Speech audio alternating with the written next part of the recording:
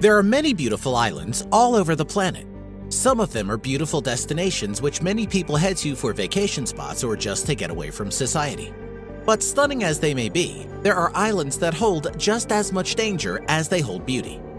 Check out these 10 most dangerous islands in the world. Tristan da Cunha.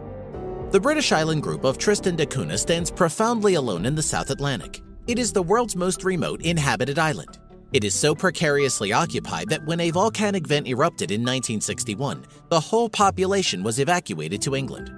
However, today, Tristan da Cunha, which lies midway between Africa and South America, has a population of only 265 people.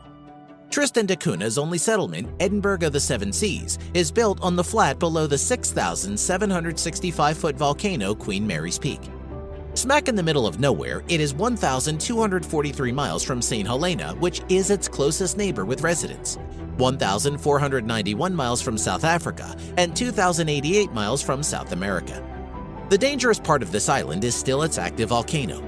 Tristan da Cunha is an active stratovolcano formed above a magma hotspot some 400 kilometers east of the Mid-Atlantic Ridge. Rockall Island. Don't be embarrassed if you've never heard of Rockall. Most people haven't. It's probably because Rockall is one of the most desolate, despairing places on Earth. This tiny island is constantly buffeted by 34-knot winds and pummeled by 30-foot and occasionally higher ocean swells. Rockall is the eroded core of an extinct volcano that is 52 million years old, and it is 248 miles from the nearest land. Except for a few small animals and seabirds, gannets, kittiwakes, and the occasional pigeon and puffin, no one lives there. With no fresh water or vegetation, Rockall is uninhabitable. Rockall is said to have been mistaken for an iceberg, a sailing ship, a whale, and a submarine. An armed merchant cruiser, thinking it was an enemy vessel, warned it to surrender in the First World War before opening fire. Bear Island. Bjornoya, better known as Bear Island, is the southernmost island in the Arctic archipelago of Svalbard, 400 miles north of mainland Europe, but only on paper, given that it's almost 150 miles south of the Norwegian island chain with which it's lumped. It's been a nature reserve since 2002 and has a lively history of failed occupation. Hard to believe for a place of barren cliffs and near-zero precipitation. But these are not what makes the island dangerous. Organic toxins, specifically PCBs, have been found in high concentrations in biological samples from Bear Island, especially in Arctic char of the freshwater lake Elasjon. It is more well known that the Soviet nuclear submarine Komsomolets sank on April 7, 1989, about 100 nautical miles southwest of Bear Island. Leakage of radioactive material from the reactor of the submarine and the nuclear warheads it carried currently poses a problem, and severe pollution of the surrounding waters remains possible. Ramree Island. Ramree Island is considered to be one of the most dangerous in the world after harboring a dark secret which resulted in the deaths of hundreds of people. The island off the coast of Burma was a big part of World War II, with some battles taking place within it. In 1945, British soldiers drove Japanese fighters off the main part of the island into the dense mangrove forests. What no one realized was that they are home to an unknown but large number of saltwater crocodiles, which are known for being an animal most likely to eat a human. According to historical interviews, anywhere between 500 to 1,000 retreating Japanese soldiers were devoured by a large infestation of saltwater crocodiles as the troops entered the marshes and mangroves that surround Ramree. Only around 20 of the men emerged to be captured by the pursuing forces. The survivors immediately began spewing tales of reptilian monsters. Farallon Islands. Named for the Spanish farallón, meaning rocky pillar jutting from the sea, the Farallones was called the Devil's Teeth by sailors in the 1850s for their ragged profile and treacherous shores, the cause of many a shipwreck. But that is not the only danger here. The sea around the Farallon Islands off the coast of San Francisco was used as a dumping site for radioactive waste. An estimated 47,500 55-gallon steel drums were discarded here, but their exact location and the risk they pose to the environment is unclear.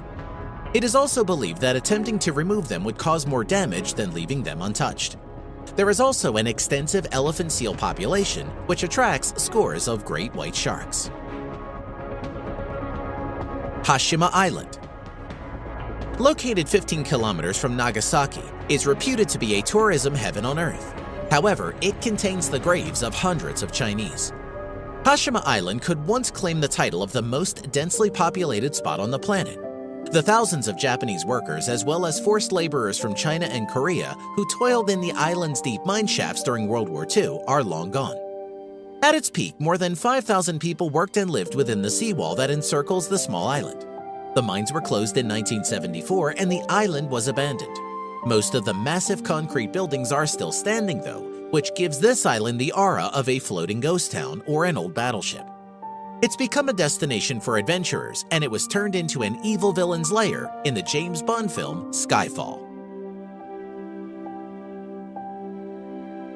The Great Pacific Garbage Patch is the world's largest collection of floating trash and, for whatever reasons aside from human stupidity, is the most famous.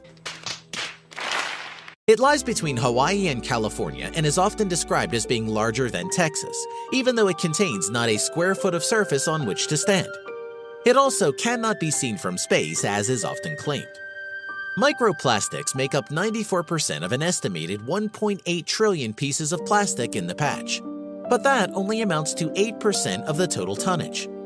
As it turns out, of the 79,000 metric tons of plastic in the patch, most of it is abandoned fishing gear, 46% of it, not plastic bottles or packaging drawing headlines today. An estimated 100,000 marine animals are strangled, suffocated, or injured by plastics every year. Saba Island.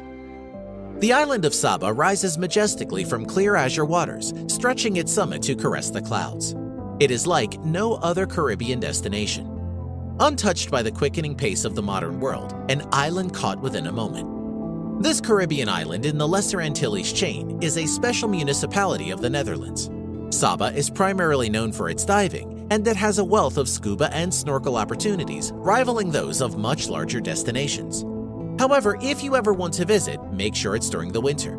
According to the website of the Caribbean Hurricane Network, the tiny island of Saba has been hit by more severe hurricanes in the last 150 years than any other in the region, including by 15 Category 3 storms and 7 Category 5s. Miyake-jima, Japan. About 160 kilometers south of Tokyo is the town of Miyake-jima, sitting at the base of the volcano that shares its name. This town is covered with a cloud of harmful sulfur dioxide gas spewed into the air by volcanic eruptions. The area's cold and heavy weather systems make it worse. Dealing with the sulfur dioxide constantly pumped into the air is one of the consequences for those living in Miyake-jima. To live there, you must carry a gas mask at all times. If the air quality gets bad enough, the town turns into a masked, extraterrestrial-looking crowd of people who look as though they are attending the same themed costume party. The year 2000 was a particularly awful year on the island, so bad that it was shut down and inhabitants had to be evacuated. The Island of the Dolls, Mexico.